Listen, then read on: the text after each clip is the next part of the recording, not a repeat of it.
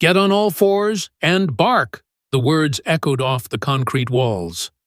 150 students held their breath. Someone's nervous giggle broke through the silence, then died instantly when Marcus's head snapped toward the sound. Hannah's eyes stayed fixed on the floor. Her hands trembled. But if anyone had looked closer, really looked, they would have noticed something strange. The trembling followed a rhythm. 7, 8, 9. Did you hear me? Freak! Marcus's voice dropped lower, more dangerous. I said get on your knees and bark like the dog you are. The circle of students pressed closer, their phones raised like weapons. Hannah Walker stood in the center, her slight frame dwarfed by the towering figure of Marcus Thompson. 6'3", 220 pounds of muscle and malice.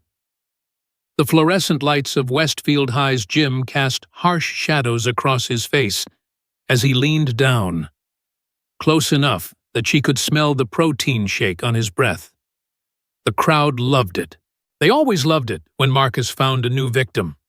The invisible girl who sat in the back of every class, who ate lunch alone, who walked the halls like a ghost. She was perfect prey.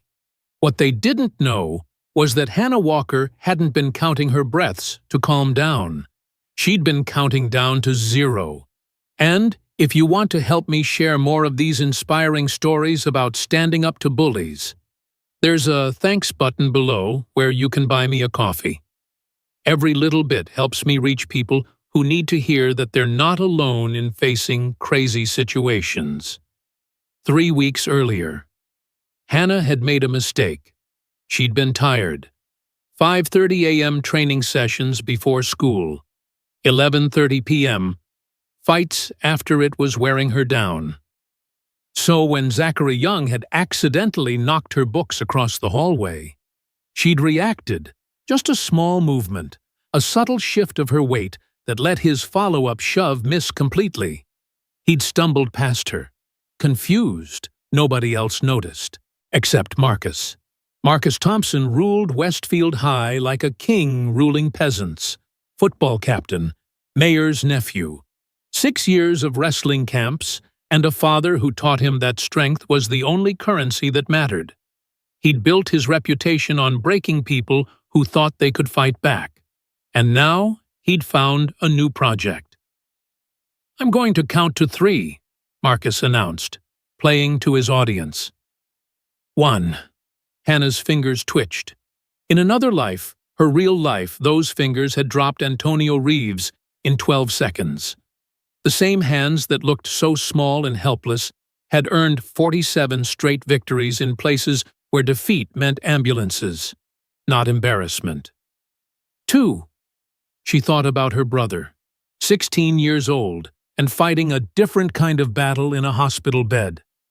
Leukemia didn't care about underground championships or school hierarchies. It only cared about money. $100,000 for the experimental treatment. Insurance called it not medically necessary. Hannah called it his only chance. 3. The crowd tensed. This was the moment. The invisible girl would break. Like they all broke eventually. She'd cry, she'd beg, she'd do whatever Marcus wanted because that's how the world worked. The strong consumed the weak. Hannah dropped to her knees. The gymnasium erupted. Phones flashed. Someone yelled, "World Star." Others laughed so hard they could barely hold their cameras steady. Marcus stood over her like a gladiator, claiming victory. Arms spread wide, soaking in the adoration of his followers. "That's right," he said, loud enough for everyone to record. "Know your place. Now bark for Daddy." Hannah's lips moved. No sound came out, but her mouth formed numbers. 4, 5, 6. The laughter grew louder. They thought she was trying to speak and failing. They thought fear had stolen her voice. They thought a lot of things. 7, 8, 9. Marcus grew impatient. The script required total humiliation, And silent submission wasn't enough. He needed her to bark. He needed her broken. He needed the video to go viral by lunch tomorrow with a title like "Football Star Makes Weird Girl His Pet." So he did what he always did when someone didn't follow his script fast enough. He pulled his leg back to kick. 10. The change happened between heartbeats. One moment. Hannah Walker was a trembling girl on her knees. The next. She was something else entirely. Her breathing shifted from panicked to controlled. Her shoulders relaxed. Her eyes, when she finally looked up, held absolutely nothing. No fear, no anger. Just the cold calculation of someone who had spent years learning the exact amount of force needed to shatter a ribcage. "Wait!" someone in the crowd whispered. "Look at her face!" But Marcus was already committed to the kick. His foot swept toward her ribs with enough force to knock the wind out of anyone stupid enough to stay still. Hannah didn't stay still. She moved like water, finding the path of least resistance. The kick that should have connected with her ribs hit nothing but air. Marcus, expecting impact, found himself off balance. His own momentum carried him forward while Hannah rolled backward, coming up in a crouch that looked more animal than human. The laughter died. Someone dropped their phone. "Lucky dodge!" Marcus snarled, trying to save face. But there was something different in his voice now. A tiny crack in the confidence. He'd been in enough fights to recognize when someone moved with training versus panic. That hadn't been panic. "Get up," he ordered. "Stop playing games." Hannah stood slowly, deliberately. No wasted motion. Economy of movement that would have been recognized instantly in certain underground venues, but looked alien in a high school gym. "I said I was sorry about your friend," she said quietly. Her voice carried despite its softness. "I asked you to leave me alone." "And I said you need to learn respect." Marcus stepped forward, trying to use his size advantage to intimidate. "Now get back down or what?" Hannah tilted her head slightly. "You'll hurt me. You'll humiliate me. You'll make my life hell." A pause. "You're already doing that." The crowd sensed blood in the water. This was new. Nobody talked back to Marcus Thompson. Nobody stood their ground when he went full predator mode. "Boys," Marcus called out, not taking his eyes off Hannah. "Looks like we need to teach a harder lesson." 3 more football players pushed through the crowd. Zachary Young, the one whose shove had started all this. Derek Chen, Marcus's enforcer, and Tyler Rodriguez, who enjoyed hurting people almost as much as Marcus did. 4 against 1. 200-pound athletes against a girl who weighed maybe 115 soaking wet. "Still want to play tough?" Marcus asked. Hannah's phone buzzed in her pocket. She didn't need to look. That ringtone meant Vincent. That ringtone meant fight night. That ringtone meant another chance at the money that could save her brother's life. But she couldn't leave. Not with 4 of them blocking every exit. Not with the crowd recording everything. Not with Marcus's reputation forcing him to escalate until someone got seriously hurt. "I don't want to fight," she said truthfully. Fighting here meant exposure. Exposure meant questions. Questions meant the end of everything she'd built in the shadows. "Too bad," Marcus nodded to his boys, "because you're going to learn what happens to people who disrespect me." They moved in formation, practiced and confident. They'd done this before. Corner the target, cut off escape routes, take turns until they broke. It was a system that had worked on dozens of kids over the years. But those kids hadn't spent the last 5 years turning their body into a weapon out of desperate necessity. Zachary reached her first, going for a simple grab. His hand never made contact. Hannah shifted her weight minutely, and suddenly Zachary's own momentum sent him stumbling past her. To the untrained eye, it looked like he'd simply missed. To anyone who understood combat, it was a textbook redirect using his own force against him. "Stop dancing around," Marcus barked. "Derek, Tyler, grab her." They came from opposite sides, trying to pinch her between them. Hannah waited until the last possible second, then dropped straight down. Derek and Tyler collided above her with a meaty thud that drew winces from the crowd. She rolled backward again, coming up near the edge of the circle. "How is she doing that?" someone whispered. "Maybe she takes gymnastics." "That ain't gymnastics, bro." Marcus's face had turned an interesting shade of red. This was supposed to be simple. Scare the weird girl. Make her submit. Post the video. Maintain the hierarchy. Instead, his three best fighters were being made to look like idiots by someone who shouldn't even know how to throw a punch. "Enough!" he charged forward himself, leading with a wild haymaker that had knocked out 3 kids in the past year. Time slowed down for Hannah. She saw the punch coming like it was moving through molasses, saw the obvious telegraph in his shoulder, saw the poor footwork that left him completely exposed, saw a dozen ways to counter that would leave him unconscious before he hit the ground. She also saw the phones, the witnesses, the inevitable questions that would follow if she demonstrated what she was truly capable of. So she made a choice that would haunt her for the next 10 minutes. She let him clip her shoulder. The impact spun her around, sent her to one knee.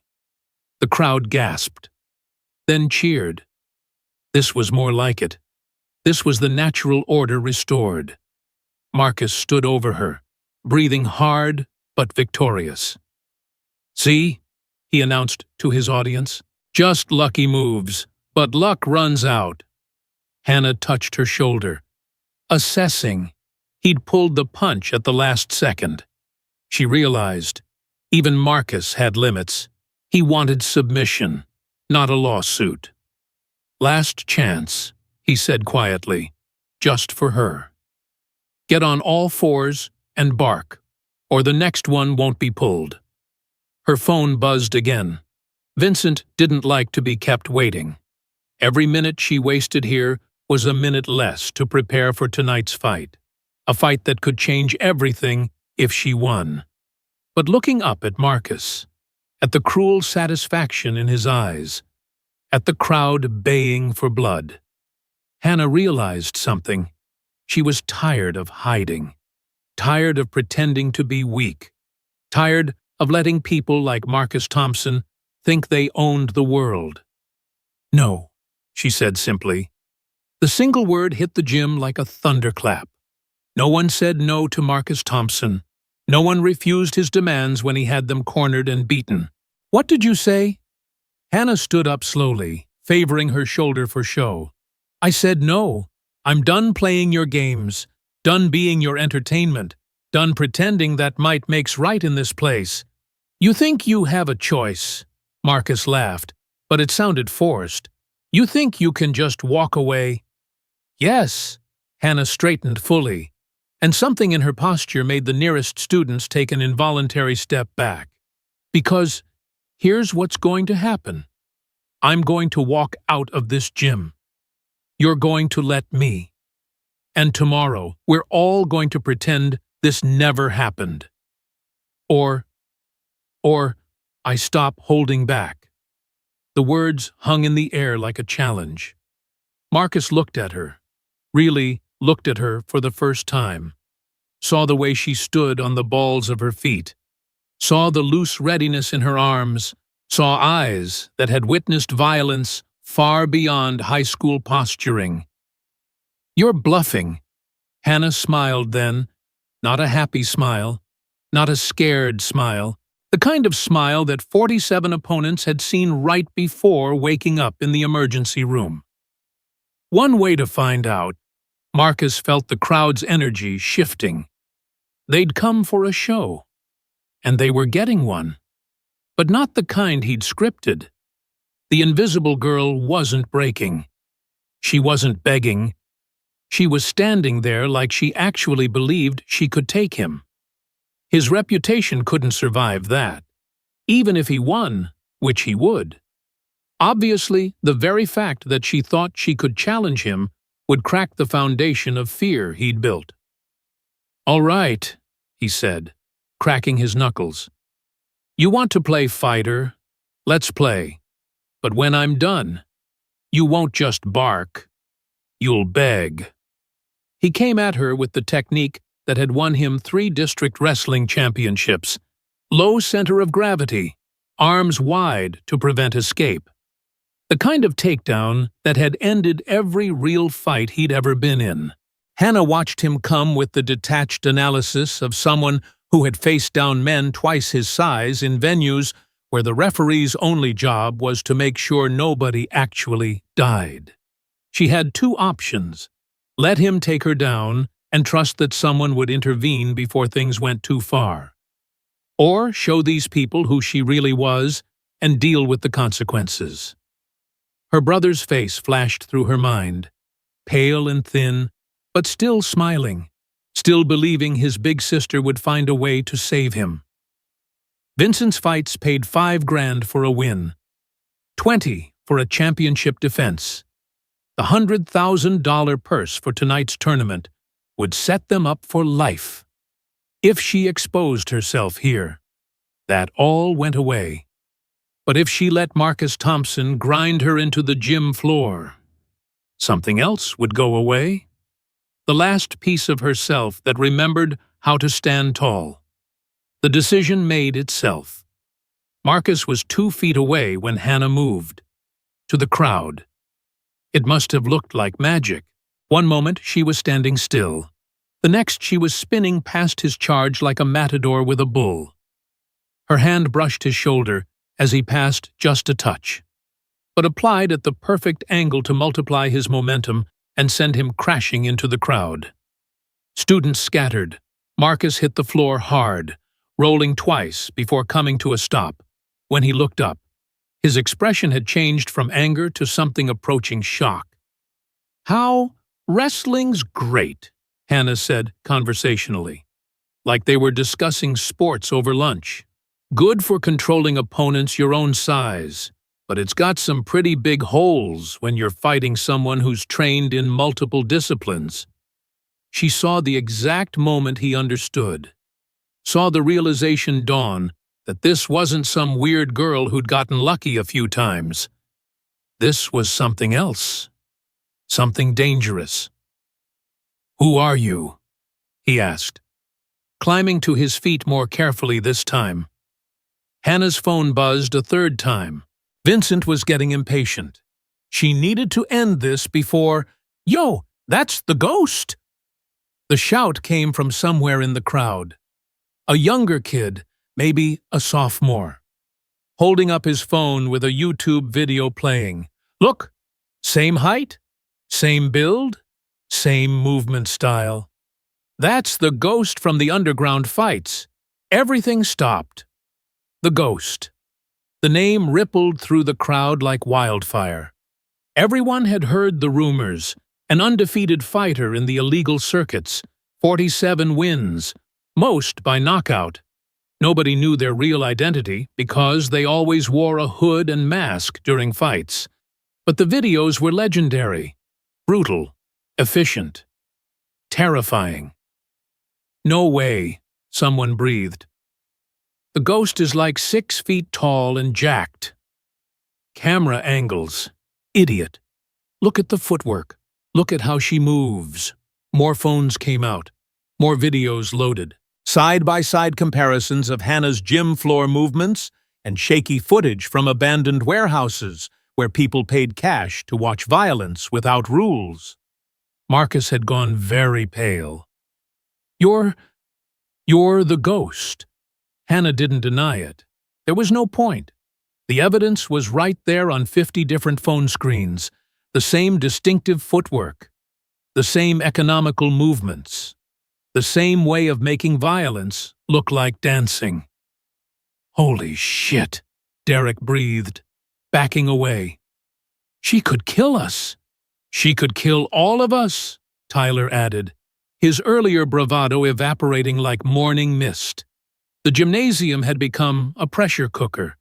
150 students stood frozen, processing the revelation that the quiet girl they'd ignored for 3 years was secretly one of the most dangerous fighters in the state's underground scene. Marcus's jaw worked soundlessly. His entire worldview, built on the certainty that he was the apex predator in this ecosystem, was crumbling. The script had flipped so completely he didn't even know his lines anymore. "That's impossible," he finally managed. "The ghost fights grown men, professional fighters, killers. And wins," someone added helpfully. "Every single time." Hannah's phone buzzed again, but this time it wasn't the text notification. Vincent was calling. She declined it without looking, but everyone had heard the ringtone, the theme from Rocky. Someone in the underground thought they were funny when they'd programmed it. "So what now?" Hannah asked, genuinely curious. "You wanted me to bark like a dog. You wanted to humiliate me. Post it online. Make me nothing." She tilted her head, still feeling brave. The challenge hung between them.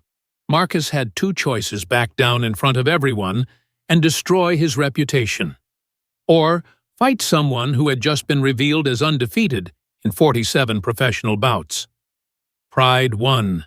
Pride always won with boys like Marcus.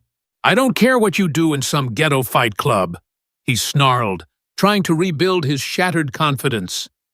"This is my house, my rules, and you're still just a freak who—" "Stop!"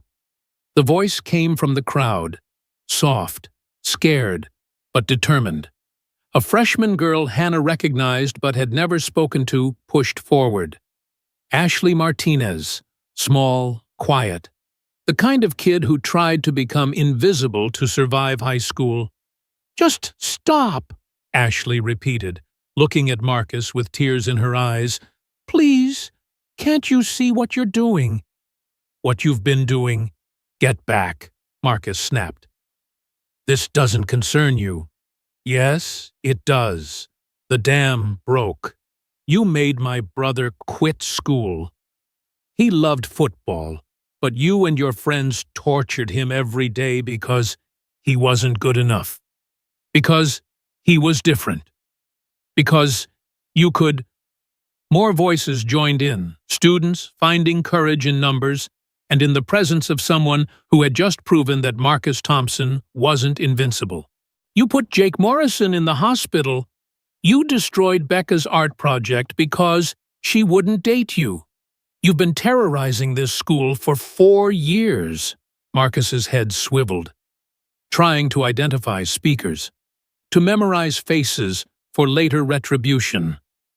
But there were too many. The spell was breaking. "Shut up!" he roared. "All of you, shut up!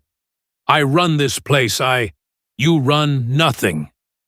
Hannah's voice cut through his tirade like a blade through silk. She stepped forward, and even though he towered over her, somehow she seemed larger. "You're just a scared little boy who hurts others because someone hurt you first. Because your dad tells you that's strength. Because you're terrified that if you stop pushing others down, you'll realize how small you really are." Each word landed like a physical blow. Marcus's face cycled through emotions: rage, humiliation, and something that might have been pain. "You don't know anything about me," he whispered. "I know everything about you," Hannah countered. "I've fought 50 versions of you. Different faces, Same damage. Same need to break beautiful things, because something beautiful in you got broken. The gym had gone completely silent. Even the students still recording had lowered their phones, caught up in something more profound than viral content. But here's the difference between us, Hannah continued. I learned to fight to protect people. You learned to fight to hurt them. And that's why you'll always lose to someone like me. Not because I'm stronger or faster or better trained, but because I'm not afraid of you. And neither are they anymore. She gestured to the crowd. Marcus looked around and saw it was true. The fear was gone, replaced by anger, by determination, by the collective realization that the Emperor had no clothes. His phone rang. The sound shattered the moment like a brick through glass. He fumbled for it, desperate for any distraction. "What?" He barked into the phone. Then his face went white. "What do you mean, expelled? You can't— Dad! Dad!" But the line was dead. Principal Coleman's voice echoed over the intercom. "Marcus Thompson, Derek Chen, Zachary Young, and Tyler Rodriguez. Report to the office immediately. Security will escort you." 4 uniformed security guards entered the gym. Real ones, not the usual rent-a-cops. Hannah noticed the police badges, actual officers. "What's happening?" Tyler whimpered. One of the officers held up a tablet showing security footage. Clear as day, the 4 of them cornering Hannah, assaulting her, threatening her. Everything recorded by the school's new camera system that the mayor, Marcus's uncle, had ironically insisted on installing to prevent vandalism. Assault, conspiracy, terroristic threats. The officer listed. "And that's just from today. We've had 23 students come forward in the last hour with additional complaints going back years." "You can't arrest me!" Marcus shouted, backing away. "My uncle is the mayor. My dad owns—" "Your uncle is currently in an emergency city council meeting discussing his immediate resignation." The officer interrupted. "Turns out enabling your nephew's reign of terror doesn't poll well. And your father, he's the one who told us where to find you. Said he's done cleaning up your messes." The words hit Marcus harder than any punch could have. He looked around wildly, searching for support, for backup, for anyone who still feared him enough to help. He found only cold stares and raised phones. "This is your fault." He turned on Hannah, tears streaming down his face. "You ruined everything. You ruined my life." "No," Hannah said quietly. "You ruined your life. I just stopped letting you ruin others." As the officers led him away, Marcus did something unexpected. He stopped at the door, turned back, and for just a moment, the mask completely fell away. Underneath was just a broken kid who'd learned all the wrong lessons about strength. "I'm sorry," he whispered. Then louder, "To the room, I'm sorry." Then he was gone. The gym erupted, not in celebration, but in something more like collective exhale.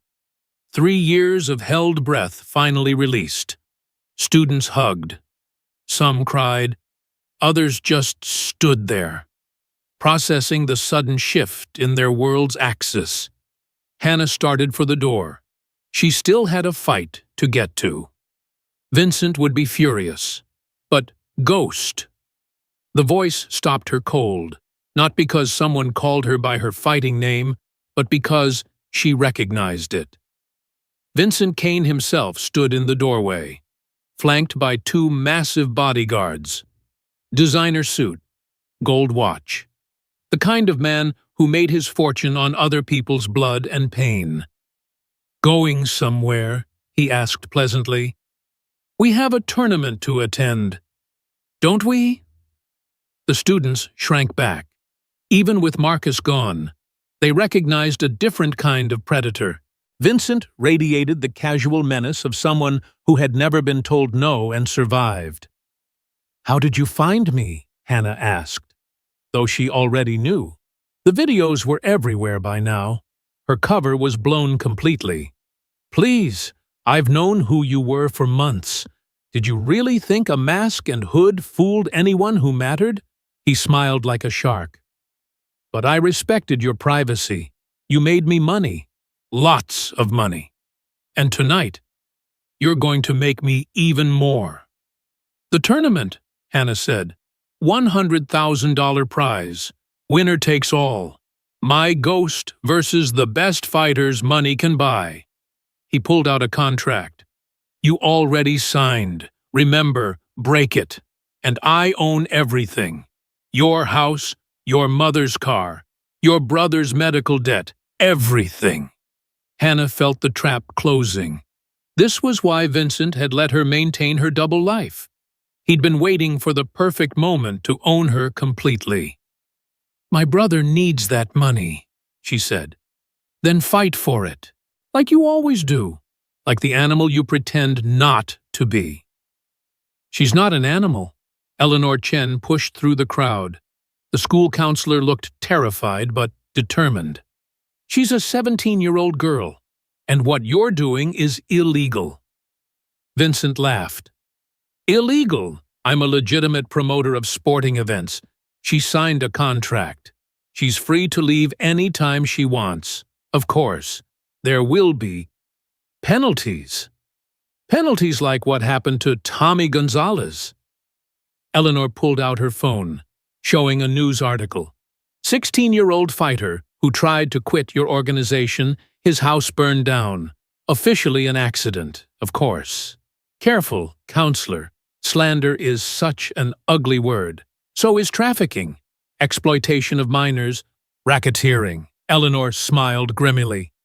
"Did you know the FBI has been building a case against you for 3 years? They just needed someone on the inside. Someone to document your operations. Someone like—" She looked at Hannah meaningfully. Vincent's eyes narrowed. "You're bluffing." Hannah reached into her pocket and pulled out a small device. A recording unit. The kind the FBI gave to informants. "Every fight, every conversation, every threat," she said quietly. 3 months of evidence. They approached me after fight 35. Said they could protect my brother if I helped them. Said they'd pay for his treatment if I got them what they needed to shut you down permanently. The bodyguards reached for their weapons, 50 phones swung toward them, recording everything, live streaming to thousands. "You think you're clever," Vincent hissed. "You think the FBI cares about some nobody girl? I have judges, politicians, cops." "Had," Eleanor corrected. Past tense. They've been making arrests all day. Your network is done, Vincent. It's over. Police sirens wailed outside. Not 1 or 2. Dozens. The sound of a coordinated raid. Vincent looked at Hannah with pure hatred. "You destroyed everything. Years of work. Millions of dollars. All for some sick brother who's going to die anyway." Hannah moved before anyone could stop her, not with the violence of the ghost, but with the controlled fury of a sister defending family. One palm strike to his solar plexus. Vincent dropped, gasping.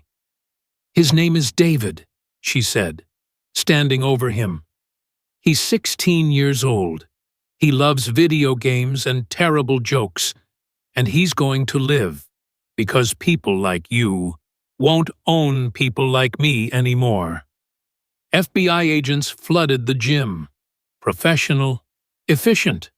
They had Vincent in cuffs before he could catch his breath. His bodyguards surrendered without a fight, smart enough to know when they were outnumbered.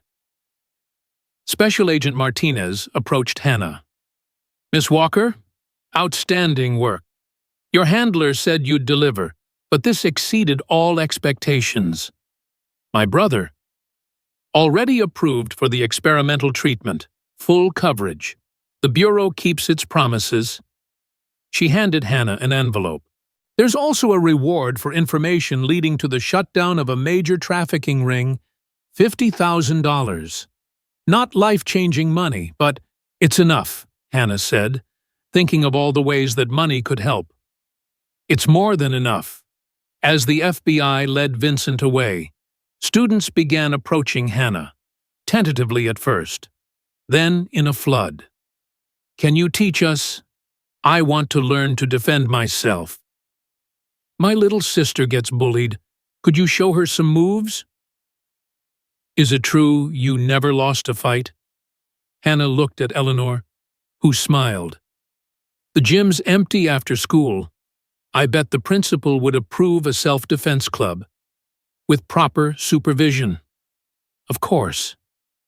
I don't want to teach violence, Hannah said. Then teach protection. Teach confidence. Teach kids like Ashley that they don't have to be victims. Eleanor gestured to the crowd. Look at what happened here today.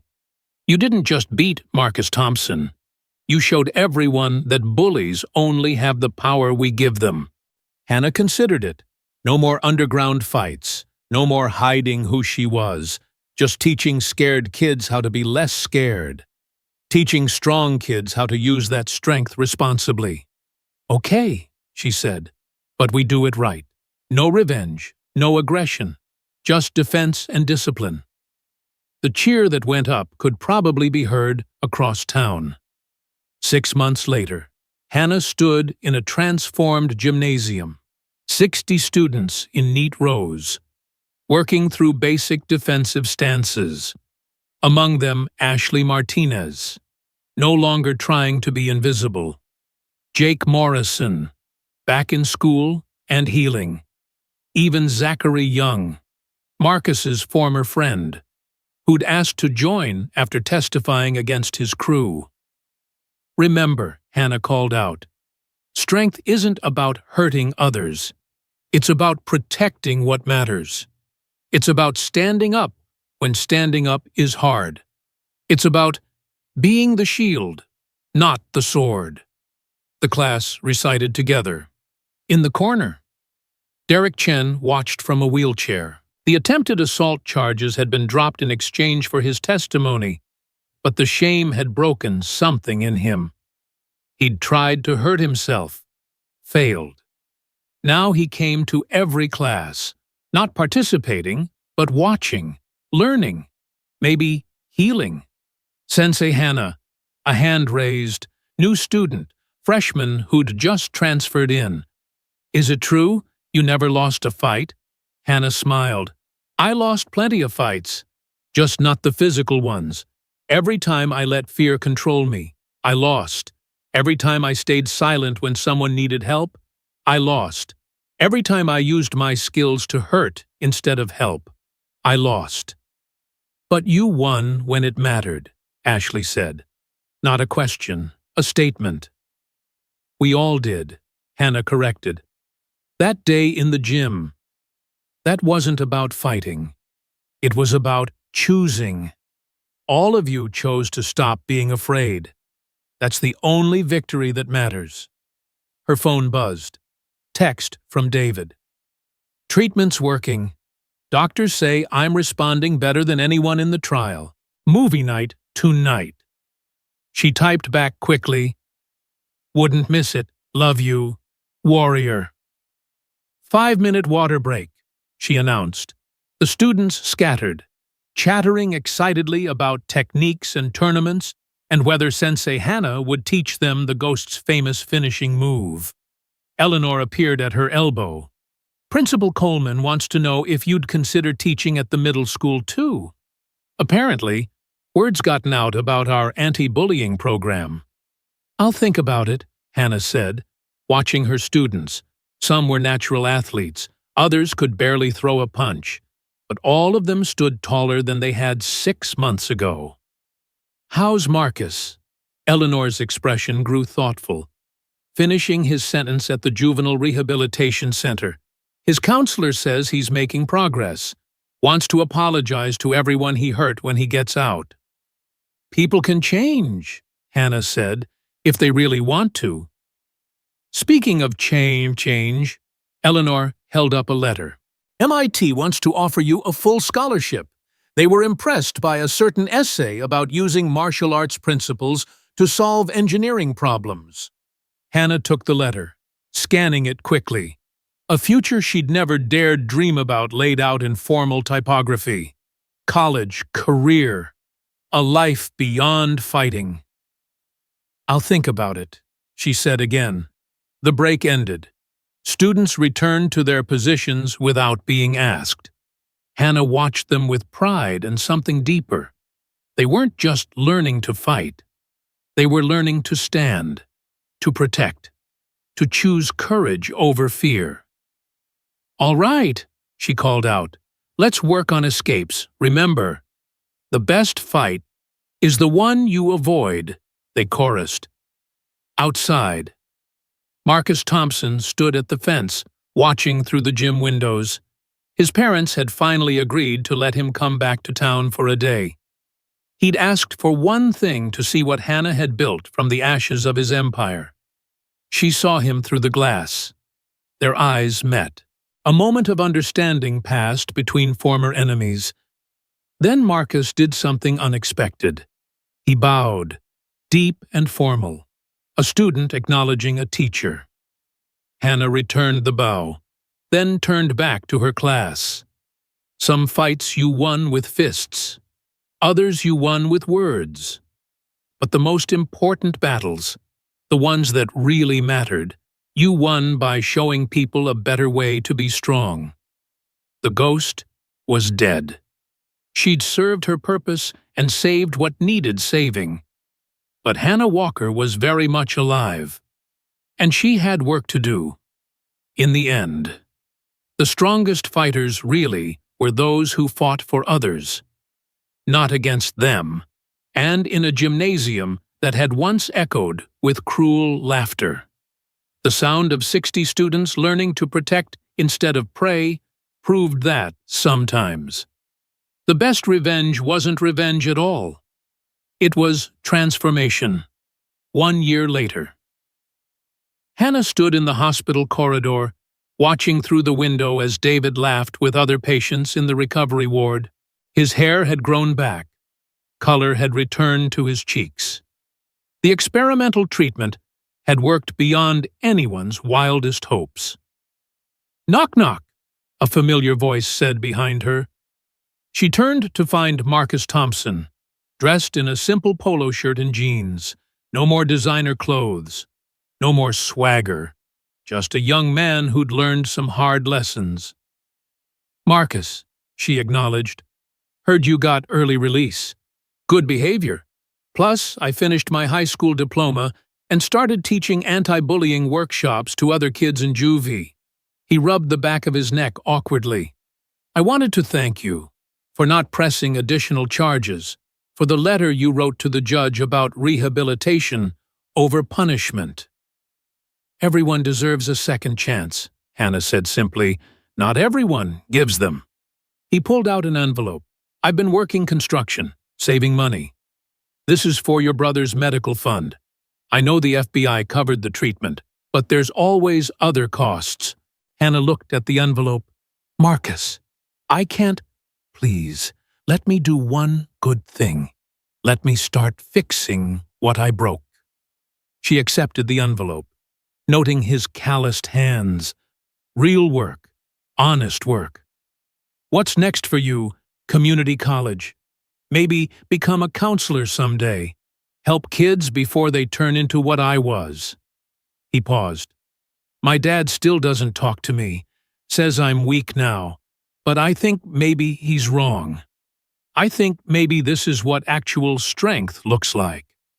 Through the window, David noticed them talking. He waved enthusiastically, and Marcus waved back. "Your brother seems cool," Marcus said. "He is," Hannah agreed. "He says anyone can be a warrior." You just have to choose your battles wisely. They stood in comfortable silence. Former enemies turned into something like understanding. Outside, the sun set over a changed town, where strength meant protection, not dominance, where even ghosts could find peace. A text from Sarah Martinez, the girl she'd saved that day in the cafeteria. Just got accepted to art school. Couldn't have done it without you believing in me. Coffee tomorrow, Hannah smiled, typing back a quick, "Absolutely." The elevator dinged, and Coach Martinez stepped out, carrying a box of donuts. "Thought David might like these," he said, then paused. "You know, I've been coaching for 30 years, trained dozens of champions. But what you did, choosing not to fight when you could have destroyed them, that's the hardest lesson to learn." "My dad taught me that," Hannah said softly. "He used to say the strongest boxer is the one who never has to throw a punch." "Smart man." Coach studied her. "The Olympic Committee called again. They really want you on the team." Hannah shook her head. "Maybe someday. Right now, I've got different battles to fight." Through the window, she watched David animatedly explaining something to another patient, using his hands to demonstrate what looked like boxing moves. Even from here, she could see his joy, his spirit unbroken despite everything. And in that small hospital room, as the sun set over a town forever changed, Hannah Walker continued her true calling, not as a champion who won with her fists, but as a teacher who conquered with her heart.